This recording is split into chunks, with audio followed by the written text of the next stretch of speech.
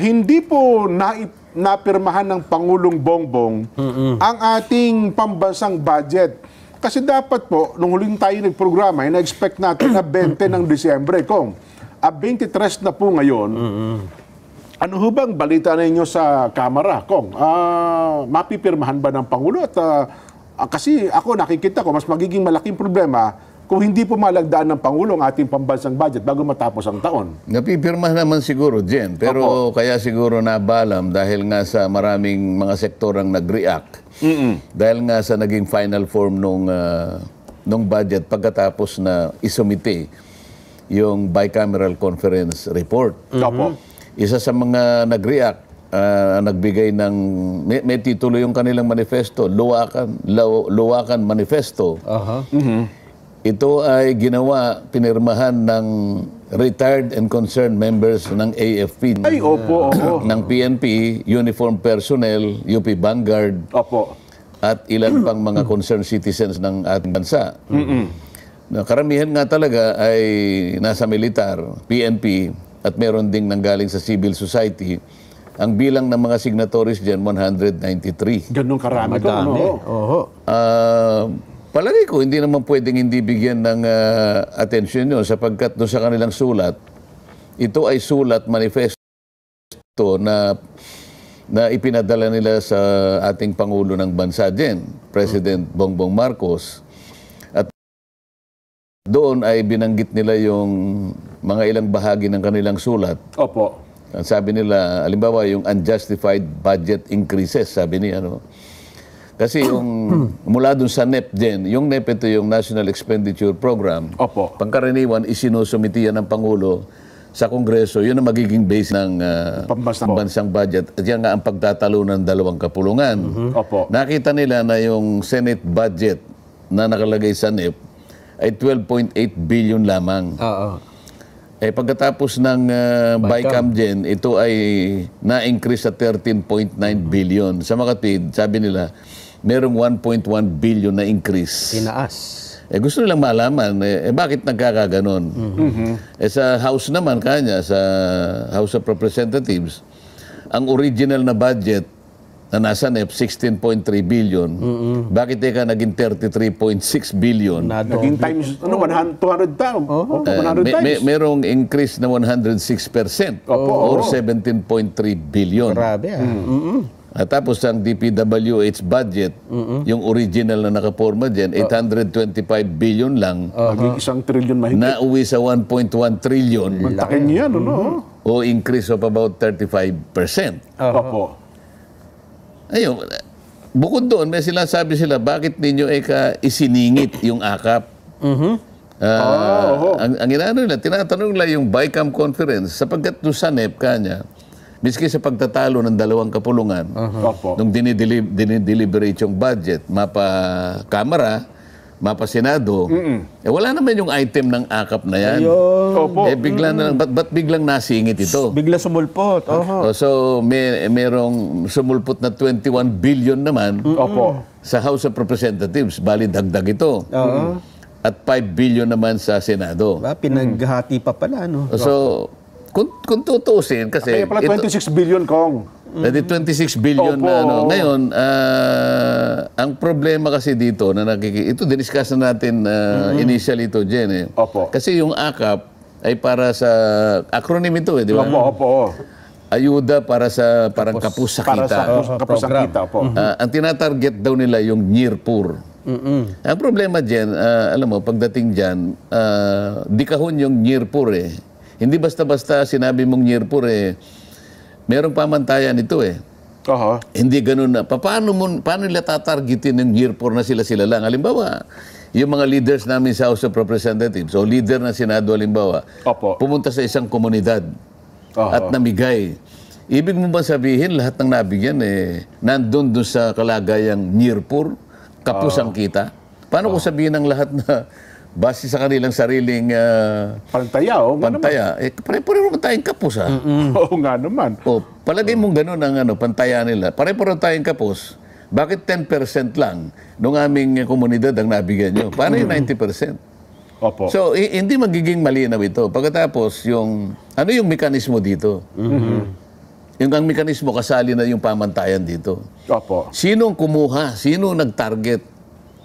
Baka mamaya mga puro kaalyado nyo yung binigay nyo, hindi yung maalis yun. Kamag-anak. Pagkatapos yung puntong i-audit mo na yan. Paano i-audit yan? Ayun, kaya masama ang loob nitong, parang nakikita ko medyo masama ang loob nila kasi sa harap ng pagtaas na binabanggit natin, Jen, Nelson, Opo. nakita naman nila yung deduction sa mga ahensya na nakatutok naman doon sa mapangkaraniwang mamamayan. Halimbawa, Department of Agriculture, Nako, number 1 yan. binawasan ng 20 billion. Hala, laki. Teka muna kanya, anong magiging impact naman sa farming itong, bakit mo babawasan ng 20 billion? Pagkain yan ko eh. Department of Education, 22.5 billion ang tinanggal. Importante din yan. Hindi ba, Mahirap ang kalidad ng education natin dyan, bumagsak na nga eh. Totoo po. Oho. Magbabawas ka pa ng 22.5 billion, sabing ganun, magiging magiging laban dun sa provision ng saligang batas na nakalagay sa Article 14. Na sa bawat budget, kinakailangan magkaroon ng pinakamalaking priority budget. The highest prioritized budget, education. So bakit ngayon dito tinanggalan mo ng 22.5? Department of Health dyan, tinanggalan ng DOH. 25.8 billion. Mahalagang departamento. Department of Labor, Nelson, Opo. binawasan ng 18 billion. Department of Social Welfare, DSWD. Opo. sa taya nila, 97 billion, although sa record ni Senador Amy, 94 billion. Palagay mo na lang, 95, malaki pa rin yung... Almost 100 billion pala kung ano. Dito makikita mo, ano ba yung pangkaraniwang sinaservisyo ng Department of Welfare? Hindi, mahihirap. Opo. DSWD. Kalamidad. Nandyan yung mga 4Ps. Ayan, opo. Nandyan yung mga programa na pagka mag-graduate ka na para hindi ka mabitawan ng pag may bibigay pa rin sa yung mga kung ano-ano, mga livelihood. Opo. Mababawasan yan necessarily. Ako po. Department of National Defense, Ayan, importante kinaltasan pa. ng 15 billion. Yun nga, So, ito yung ito yung pinoproblema nila. Ngayon, Jen, kung halimbawa pipirmahan ng Pangulo, meron sa balita nakalagay, pipirma ng Pangulo December 30 yata. Yun na nga po ko, batay daw sa pinalabas ng PLLO. Kung halimbawa itong pinag-uusapan natin na itong concern nitong Luwakan Manifesto na to, kunwari sabihin ng Pangulo na, di ba, bibito ko na lang. Oho. Bibito. Line B. Line dito. Pwede rin yun. Oho. Paano yung kinaltasan? Oo. Paano yung dapat mong ibalik? Ayun. Hindi mo na magagawa yun eh. Kasi tapos na yung Yung deliberation plenary ng debate. Yes po. Total. Meron ng report ang BICAM. Oho. At nakasubmit na doon. Ngayon, ang magiging problema rito, pag inihalo natin sa diskusyon natin ngayon, Opo. yung pagkakakaltas ng PhilHealth fund Opo. na 97 billion din po yun. hindi, parang 74 Tapos billion. po, 74 billion. Opo. Medyo may konting yun, may konting may emotional issue doon sapagkat ang sinasabi nila na meron daw silang reserve fund. May mga 400 billion na po sila. Meron silang sinasabing surplus, merong unused. Actually, yung sinasabi nilang unused, hindi unused ang term doon eh. Reserve yun eh. Reserve fund. Reserve fund yun eh. Kasi kung titingnan nila yung batas ng PhilHealth Gen, Nelson, kailangan talagang meron silang reserve na katumbas ng dalawang taon. 2 taon, opo. Kulang pa nga yung 600 billion na yun.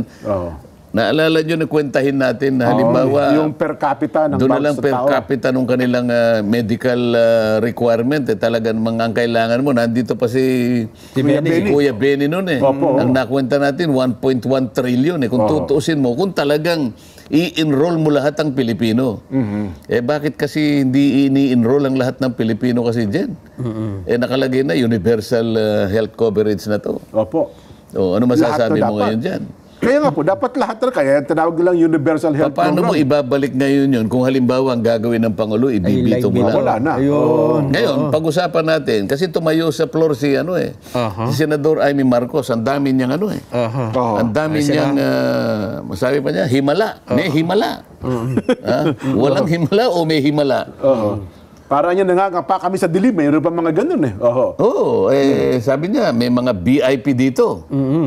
Kasi yung palang idinagdag, Opo. yung idinagdag na budget, kaya lumaki yung DPWH, parang 228 billion. Ngayon, doon sa tuntunin nila, sinasabi niya, di ko alam yung tuntunin namin, sila nang nagsabi. Sa tuntunin namin kasi, pagka ganyan, kalaki, yung idadagdag mo, meron dapat nakaukulang paliwanag. Ayun. Dadagdagan mo ng 228 billion, ang nakalagay lang na salita, sabi niya, Tatlo lang. various infrastructure projects. 3 words. VIP VIP. Sabi niya, nga. VIP, sabi niya, ano yan? Sino yung very important persons? Kanino yan? O baka very important party list? Ganun na salita niya, ano? Talagang nagpahayag siya ng disgusto. Pagkadismaya nga ko. Sabi niya, ito na ang pangalawang pagkakataon sa 6 na taong ko kanyang pamamalagi sa Senado. Ngayon lang ako muling tumayo upang ihayag sa inyo ang aking consternation, ang aking disappointment, ang lahat ng aking nararamdaman. Baya kala mo talagang pabida, Jen, ano? Opo, oo. Humihingi ako ng report. Sabi niya ganun. Nag-caucus pa kami. Wala man lang binabanggit tungkol sa budget. Pagkatapos, sa kabila ng pagsulat ko, sabi niya ganun. Ang ibig niya sabihin, si Senator Grace po, siya ang chairman ng Finance. Opo, oo. Sinabi nilang bibigyan kami ng kaukulang dokumento at saka yung mga papeles para ma-justify po yung yung pagkakagawa ng final na forma ng BICAM report. Wala pong ibinigay sa amin. Sabi gano'n. Paano kayo? At saka sabi po namin, kailangan po transparent. Kailangan po makisama po lahat ng miyembro. Maging transparent po ang ating discussion. Para sa gano'n, makita po natin kung ano po yung detalye, paano po naisaayos ang pinaka-final form ng ating ng ating budget. At binabanggit pa niya doon, Nelson, ang ating pambansang budget, sabi niya, kinuha pa niya yung salita ng matandang senador na kung pangalan ni Dominador Aito na yata dyan. Okay. Okay, kaya naman kilala mo yan. Ako, grade 1 ka dyan. Alam mo naman yan. Aito na, meron ano pa sa amin, tayong Hindi ko na senador na ganyan. Hindi ko na kabisado yun. Opo. Kasi kilala na sila Mig Subiri na po kilala ko. Mig Subiri na kasama ko. Ang pambansang budget. Totoo naman yun, Jen. Yan ang tatakip sa pangangailangan. Sa lahat ng dapat nating gawin ang mga yan para serbisyuhin, proteksyonan, ipaglaban ang kapakanan ng lahat ng mamamayang Pilipino. Kaya natin inilatag ang budget na yan. Yan ang makasasapat para tugunin ang pangangailangan. Opo. Kabuhayan, lahat ng interes na may kinalaman sa ikabubuhay o pangkabuhayan, pamumuhay ng isang Pilipino, dito nakabase. So sabi, kailangan natin talagang pag-usapang mabuti. Ang problema dyan, ito yung tanong, Nelson, hindi mo ba naisip? Nandun ka naman eh. Ba't di ka nang ipaglaban? Oo nga po, oo. Kasi dyan kung ako nandun, magkagulo na kami kung magkakagulo. Hindi ako papayag na mapuporma yun at ang magiging papel ko lang, hindi ako pumirma. Nang dahil hindi ako pumirma, okay na sa akin? Hindi. Kasi nakita ko sino yung pumirma eh. Opo. Out of 17 senators, 7 ang pumirma, yung 10 hindi pumirma. Ibig ba sabihin kung hindi ka pumirma, nakipaglabang ka? Paano dapat ginagawa? Dapat hindi sila pumayag na matapos. Yun lang sumulat ako. Asan ka ko yung papeles na hindi ako papayag na matatapos ang anong ito nang hindi nyo ako binibigyan. Manggugulo po ako. Kung kinakailangan, magtawag ako ng press con. Bakit po ang nangyayaring palagi? Ay, nangyari na sa akin ito, Nelson. At alam ko, ganyan ang palagi nangyayari. Kailangan malaman ng ating mga kababayan ito, Jen. Opo. Pagkaraniwan pagkatapos ng SONA ng Pangulo, nangyayari naman yan July Totoo po. No? Siguro mga ilang linggo, depende kung gaano kabilis na nagawa yung NEP. Ito yung National Expenditure Program. Isusumiti ka agad yan. Yan, Palagay mo na after 1 month. So July halimbawa, nagsalita ang Pangulo. After 2 weeks halimbawa, isinabmit ang NEP. Mula sa pagkakasubmit ng NEP na yun, Jen, pagtatalunan na yun, magsisimula yung budget briefing, ito na yung komite.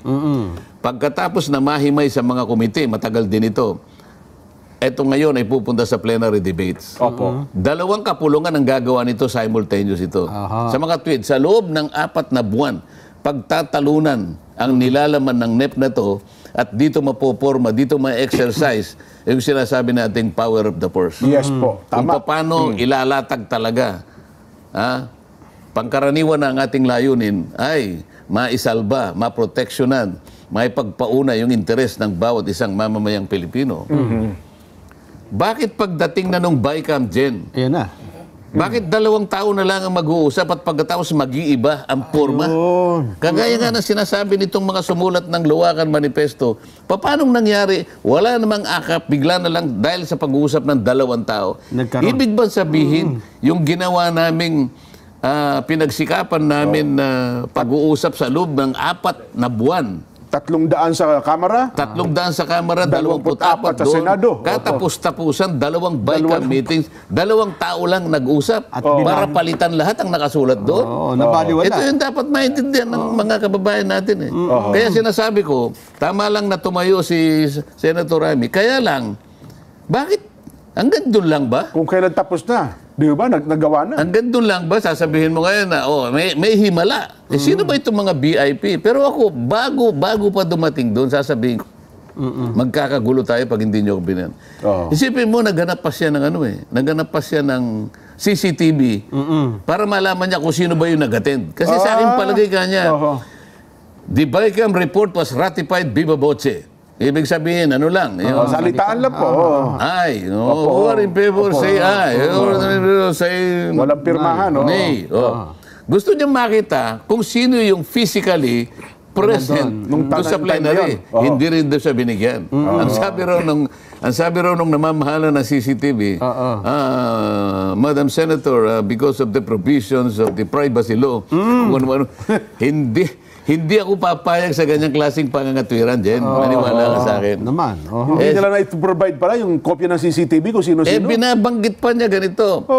Sabi pa niya, hindi ba parte ng ating custom and tradition na kapag kayang nilabas na yung nilabas na yung BICAM report na yan, pipirmahan natin lahat yan, miski na yung bawat pahina. Opo. Kasi pinirmahan lang nila kanya yung signature page, yung kaduluduluhan. Pero yung kasano po sa gilid, yung mga marginal spaces, pumipirma po yan. Yan po yung customary natin. Yun ang tradisyon natin. Bakit hindi po natupad yan? Okay, kung ako yan. Ba't nga hindi ka nang gulo? Kasi kung ako yan, kung ako ang nandyan, magkakagulo na po tayo talaga. Maniwala kayo sa akin. Hindi ako papayag. Hindi lalabas yan. Kinakailangan, kung ako, maggagawa ako ng press con. Para lang pigilan mo. Ngayon, ang ibig kong mayari rito, dahil sa tinitingnan ko, mali itong nangyaring ito. Maring ibito ng Pangulo yung hindi, yung mga kinu-question na binawasan, yung mga idinagdag na ito, maring ibito talaga yan. At karapatan ng Pangulo yun. Paano itong mga binawasan o kaya yung tinanggalan? Kaya nung nag-privilege speech siya, hinahanap ko doon sa parte na kanyang privilege speech. Dapat sana sinabi niya, kasi binabanggit niya yung Pangulong Bongbong. Kaya nga, kinausap ko na po ang aking kapatid, ang ating Pangulo. Kaya lang po, nagpapatulong na ako sa inyo ngayon, sabi niya, sa mga colleagues niya. Idagdag ko na po yung boses, idagdag nyo na po yung boses para marinig po ng ating Pangulo ang sumamo ng nating lahat. Hindi ba? Opo. Ako hinahanap ko, kung ako, sasabihin ko sa kanya, Mr. President, pwede ba tumawag ka ng special session? Meron pang panahon eh. Halimbawa, December 26 o hanggang 27, ibalik po ninyo yung nawala po sa PhilHealth. Pwede pa ba ipatawagin ko ng Pangulo? Oo naman.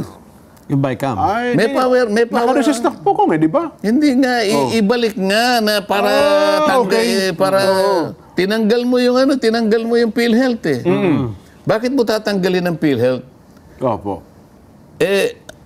Kasi yung subsidy ng GAA, doon yun ang tatanggalin. Oo. Dahil nga meron na raw, Mga reserve Reserve fund fund. po, sobra-sobrang pondo. hindi reserve fund ang tawag nila eh. Unused. Unused 600 billion. Aha. Hindi unused yung reserve yun eh. Ayun. Nasa batas yun, kinakailangan meron siyang reserve fund Oo. na katumbas ng 2 taon. 2 taon na kanyang operational Operation. program. Para hindi mo magkulap. Oo, kasi tama. meron ka pang actuarian dyan na dapat gamitin kasi yung member i-cover mo eh. Ayun nga, Opo. yun nga. Meron kang insurance contract sa mga member mo eh. Tama. Na kapag ka kinailangan i-call ng members yun, Meron. dapat meron kang pambayad. Kaya nga nasa batas yun 2 years eh. Tama. Ayun. Ngayon, hindi mo po pwedeng galawin yun dyan. Ayun. Kaya kailangan yung subsidy. Nandun lagi. Nandun. Saan mo kukunin yung ano? Paano yung sinasabi ng batas na merong nai-earmark mula sa alcohol at saka dun sa beverages? Oo. Para sa kanila. Alcohol and beverages 100%. Oho. Doon sa tobacco 85%. Opo. Nung kita doon Sa sa 85%, Sa taxes. alisin mo lang yung 15% dahil may share yung farmer sa tobacco. Opo. Ibabalik mo yon, ibibigay mo sa PhilHealth. Opo. Pag hindi mo nilagyan ng GAA portion yun, paano yung na-earmark sa batas na automatic na napupunta sa PhilHealth? Oho. Paano ngayon yun? Ibig mo sabihin, yun ang gagaling sa tobacco, nanggagaling sa beverage at saka sa alcohol, hindi mo na ibibigay? Nakalagay sa batas yun. lalabag. Lalabag sa batas. Pero yun ata kung parang given na ata yun eh. Yung mga Kaya nga, syntaxes, saan mo ilalagay? Kung aalisin mo yung GAA, doon mo kukunin eh. Isasama mo doon yun eh. Yun ang enabling. Kasi parang ang punto ata nila doon kung hindi man nagbigyan ng subsidiya, ang tao tuloy pa rin ang contribution, tuloy pa rin po ang pagkuha doon sa syntaxes. Oo nga, kailangan mong palakihin nga yun eh. Kasi 2 years nga yung katapat nun eh. Opo. Kung halimbawa sumobra yun, nakalagay din sa batas eh. Kung Opo. halimbawa sumobra na yun, dagdagan mo yung coverage ng member. Yun. Taasan mo. Doon mo ilagay. Ayun, O kaya, ibalik mo yung... O kaya, Babaan mo yung kanyang babaan mo contribution. yung kanyang contribution. Nakalagay sa Yun. batas eh. Oho. Nakalagay sa batas talaga yun. Ayun nga pala. Ngayon pala Kaya dapat ang ginawa. aking problema rito, ang concern ko rito, paano maayos yun? Hindi maayos sa simpleng bito lang. Mabibito mo yung mga wala rito talaga, tanggalin mo dahil kasobrahan yun. Nandun yung nga sinasabing BIP. Oho. Various infrastructure projects. Oho. Kung bakit yun palagi doon nilalagay ang karamihan ng pondo. Sabi nga natin dito, hindi ba nakatarget yung pangangailangan, yung interest ng bawat mamamayang Pilipino? Ba't binawasan mo yung mga agencies na palaging doon lang nakatutok? Lalong-lalo na yung mga marginalized. Dapat targeted yan, Kong. Oh. Tukoy mo Diba? dapat yan, Kong. Kaya Oo. dapat. Oho. Sana nakikinig ang Malacanang dyan. Ano? Meron naman siguro nakikinig. Oo naman po. Oo. Kailangan po ay tumawag kayo ng special session, Mr. President. Para po maiwas to ito.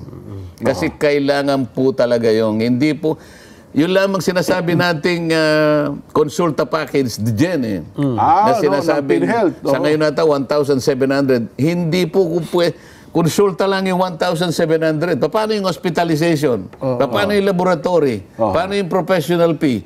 Hindi na ba natin isasaalang-alang yun? Kaya ang kwenta natin sa 10,000, baka mamaya kulang pa yun eh. Sa 5,000 na lang. At least may karagdagang 500 billion siguro. Yun ang idadagdag mo sa 600 million sapagkat yun ang contract liability sa insurance. Hindi mo pwedeng tanggalin yung subsidy na manggagaling sa GAA sapagkat pati yung manggagaling sa tabako at saka sa alcoholic beverages. Ano pagpapatayan? Oho. Pati yun mawawala. Yun nga. Oho. Ay, saglit lang ko. Ano ha? Medyo... mainit no? Nagpapalpitate ako sa mga... Hindi, tsaka ang tanong pa, paano yung remedyo? Ano? Yung Ang remedyo, yung sinasabi ko, Oho. meron pang remedyo, meron pong natitirang panahon pa. The President should call for a special session para ibalik po yung nawala. Ayun. Hindi maibabalik ng line veto yan, ko. Hindi nga i-line veto, paano yung natanggal? Hindi mo naman, hindi niya maibabalik. Dapat Wala siyang karapatang ibalik yun. Ayun. Ang Congress lang ang pwedeng magbalik. Dapat mag-BICAM. Kahit yung BICAM na lang kung pwede ho yun. Hindi, i-recommit mo yung BICAM. Pagkatapos, mag-usap uli. I-revise. Kaya nga, kasi hindi naman magkakaroon ng marirecommit ang pagkatapos pagdidibatihan nila nang hindi nakasesyon ng Congress. Ayun. Kaya ang Kaya kailangan pala. mo, magtawag ka ng special session, Mr. President. Oho. Kaya pwede yung presidente. Kaya naman. May pangapangyarihan. Kahit isang araw lang. Ibalik ninyo yung ibalik niyo yung PhilHealth. Bagay, may... Tapos yung Yung iba DepEd. tanggan niya para makukunti na lang ibibito ko, halimbawa. Tapos ibalik niyo itong mga nakalagay ditong pinagtatanggal niyo. Itong DepEd, insertion na to, ibibito ko ito, halimbawa. Madali yun eh. Pero saan mo ilalagay pagka binito? Pagka nawala na. Ayun. Oo nga. 6.3 trillion pa rin ang budget. Yung total, hindi naman nababago yun. Ganun pala yung kung kasi kung magkano sinabit doon sa part ng NEP, Yun na yun. hindi na bababa. Maliban na lang kung mag-iba-iba na lang kung saan paglalaan. Mag-iiba lang talaga. Pero yung kabuuan, yun pa rin talaga. Kasi nga, yung power of the force sa amin, kaya nga kami yung maglalatag. Allocate. Kaya may problema pa nga dyan yung pinipilit kong provision kasi sa saligang batas nakalagay. Mag-allocate. Ang mag-allocate yan is exclusive sa House of Representatives. Ang sinasabi kasi, and the Senate can propose or concur. Yun. Mag-propose ka lang pero hindi ka pwedeng mag-impose. Ang nangyayari, nag-impose na 2 tao lang. Ito yung pinaka-ayaw ko. Ito yung anomalous eh. Bakit sa kabila ng pagtatalo namin ng 4 na buwan pagkatapos sa kadulu-duluhan, 2 tao na lang nag-usap at hindi rin alam ng membro ng BICAM kung ano yung pinag-usapan. Dapat pala, magpaliwanag din dyan si Senate President Jesus Cordero. Tapos hanapin natin yung BICAM ba nasa saligang batas. Walang BICAM sa saligang batas. Palaging ganyan kasi yan nangyayari. Yan ang gusto ko sanang ayusin eh. Anyway, kung saglit lamang, higop lang ako ng mainit na kape.